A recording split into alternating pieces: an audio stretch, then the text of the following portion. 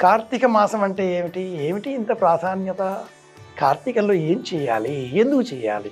కార్తీక మాసం స్నానాలకు చెప్పబడిన మాసం. సూర్యోదయం కంటే పూర్వమే కార్తీక స్నానం చెయ్యాలి. కార్తీక మాసం దీపాల మాసం. సూర్యాస్తమయం కాకంటే పూర్వమే దీపం వెలిగించాలి. కార్తీక మాసం ఉపవాసాల మాసం. ఈ నెల అంతా ఒకే పూట భోజనం చేయాలి. కార్తీక మాసం హరిహర మాసం. శివకేశవులకు భేదం లేకుండా శివుడిని మారేడు దళములతో, విష్ణువును తులసి పత్రములతో పూజించాలి. కార్తీక మాసం నియమాల మాసం. మౌన వ్రతం ఒక నియమంగా స్వీకరించాలి. కార్తీక మాసంలో పాదరక్షలు ధరించరాదు. కార్తీక మాసంలో కందిపప్పు తినరాదు. కార్తీక మాసంలో నూనెతో చేసిన పదార్థాలు భుజించరాదు. కార్తీక మాసంలో సూర్యోదయ సూర్యాస్తమయాల కాలాలలో నిద్రించరాదు. కార్తీక మాసంలో సూర్యోదయం కంటే ముందే లేచి నక్షత్ర దీపాలు వెలిగించి కార్తీక పురాణం వినాలి. ఏమిటి ఈ కార్తీక